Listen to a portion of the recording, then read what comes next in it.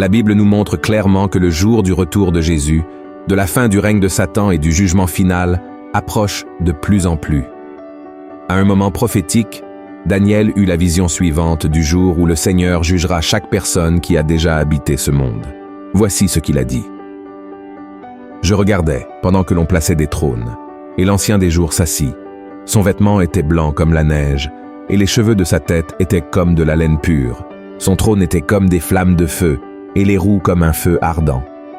Un fleuve de feu coulait et sortait de devant lui. 1000 milliers le servaient, et 10 000 millions se tenaient en sa présence. Les juges s'assirent, et les livres furent ouverts. Savez-vous pourquoi vous serez jugés lorsque vous comparaissez devant le tribunal du Christ? Dans cette vidéo, je vais vous montrer 4 choses étonnantes auxquelles nous pouvons nous attendre en ce grand jour. Avant de commencer à parler de ce sujet, je vous demande de mettre un pouce levé, de vous abonner à ma chaîne et d'activer la cloche pour être averti par YouTube chaque fois que je publie une nouvelle vidéo. Maintenant, allons-y.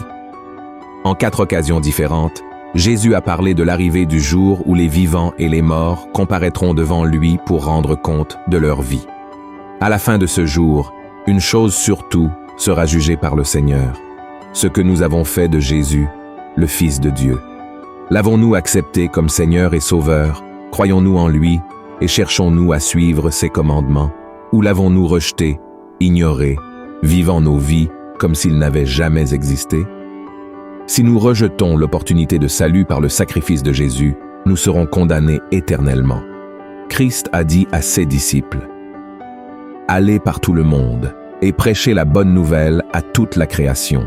Celui qui croira et qui sera baptisé sera sauvé, mais celui qui ne croira pas sera condamné.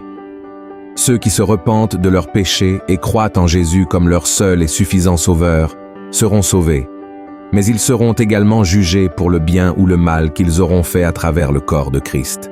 C'est là que beaucoup de chrétiens seront surpris, car ils pensent que leurs priorités sur terre sont les mêmes que celles de Dieu, pensant que ce qui est important pour leur Église et leur pasteur doit être important pour le Seigneur.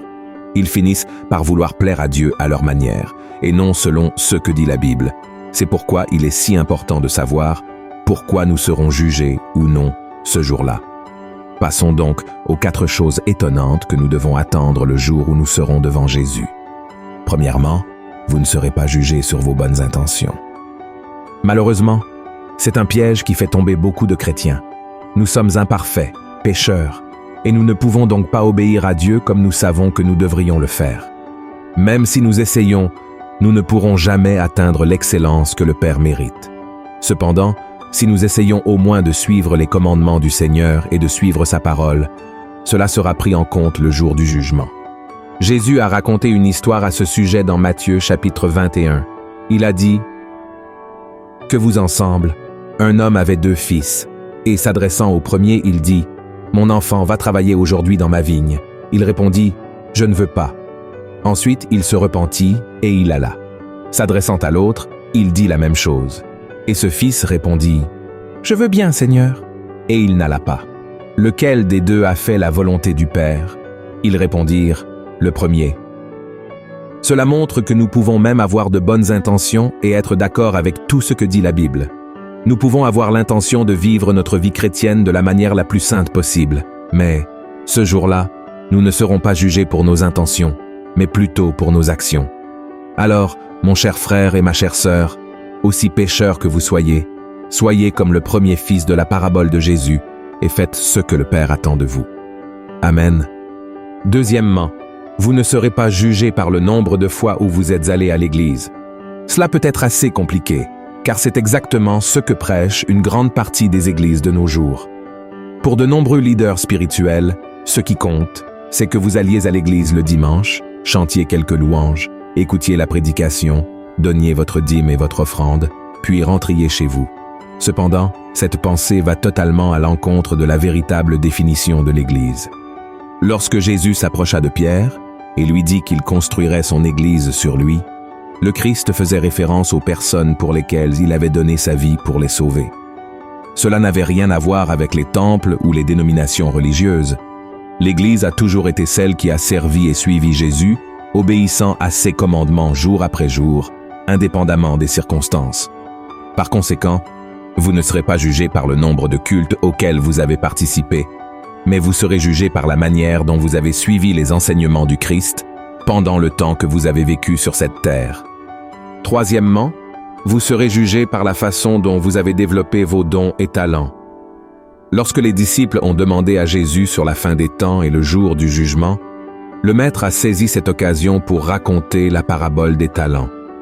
Dans cette histoire, un homme part pour un long voyage et donne à 3 de ses serviteurs 3 sommes différentes d'argent. Lorsque le seigneur de ces serviteurs revient, il les rend responsables de ce qu'ils ont fait de ce qui leur a été donné. Les 2 premiers serviteurs ont reçu des sommes différentes, mais ont tous 2 doublé ceux qui leur avaient été donnés et ont été félicités pour cela.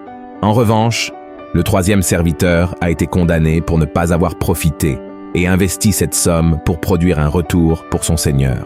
Beaucoup de gens viennent me voir en se lamentant de ne pas avoir un don de Dieu ou un talent spécial. Ils sont tristes parce qu'ils ne font pas partie du ministère de louange, parce qu'ils ne sont pas de bons prédicateurs, parce qu'ils ne peuvent pas prier en langue, avoir des rêves prophétiques ou toute autre chose que ce frère ou cette sœur de l'Église fait. Cependant, ce que ces chrétiens oublient, c'est que chacun reçoit différents types de dons et qu'ils ne seront pas comparés à personne.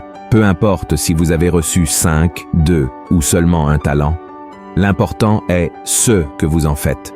Par conséquent, mon cher frère et ma chère sœur, développez le potentiel que Dieu a mis dans votre vie. Demandez à l'Esprit Saint de vous aider à trouver ce que le Seigneur vous a confié de spécial et faites en sorte que cela porte des fruits pour son royaume, car c'est cela que le Seigneur demandera des comptes en ce grand jour.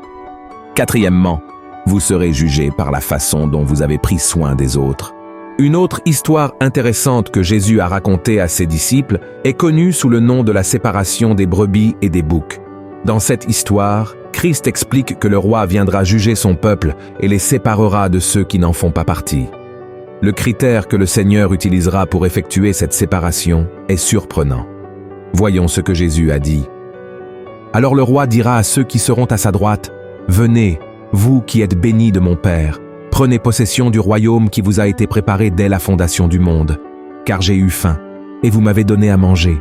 J'ai eu soif, et vous m'avez donné à boire. J'étais étranger, et vous m'avez recueilli. J'étais nu, et vous m'avez vêtu. J'étais malade, et vous m'avez visité. J'étais en prison, et vous êtes venus vers moi. » La Bible dit que ces hommes et femmes de Dieu ont été surpris par les paroles de Jésus et ont demandé « Seigneur, mais quand cela s'est-il produit ?»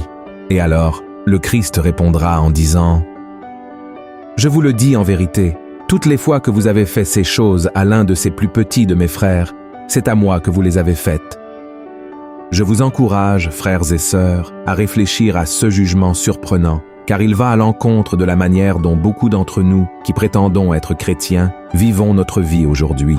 Nous savons que le plus grand commandement de Christ est que nous devons aimer Dieu de tout notre cœur, de toute notre âme, de toute notre pensée et de toute notre force. Mais nous oublions la deuxième partie de cet ordre et ne prenons pas la responsabilité laissée par Christ d'aimer notre prochain comme nous-mêmes. Nous croyons que si nous concentrons toute notre attention sur Dieu, il sera satisfait. Mais ce n'est pas ainsi que cela fonctionne. Christ ne nous a pas donné une demi-commande. Il a laissé un ordre complet. Cela montre que la meilleure façon d'aimer Dieu est d'aimer les autres. Et au jour du jugement, nous en serons responsables. Une des choses que Jésus a le plus souvent dites au cours de son ministère ici sur terre est que bientôt nous serons devant lui. Et c'est pourquoi il a laissé tout, ce que vous et moi devons savoir, pour ne pas être surpris quand il appellera notre nom et commencera à nous juger. C'est pourquoi, mon frère, ne sois pas un chrétien qui n'agit pas, ne te contente pas de rester assis sur un banc d'église, ne te compare pas au potentiel des autres et développe tes propres dons et talents. Et surtout, aime Dieu en aimant ses enfants. En faisant tout cela, tu seras récompensé et passeras toute l'éternité aux côtés de Christ. Amen. J'espère que vous avez apprécié ce message et je vous encourage à le partager avec vos amis, votre famille, et à vous abonner à ma chaîne, d'accord? Je vous retrouve dans la prochaine vidéo. Que Dieu vous bénisse.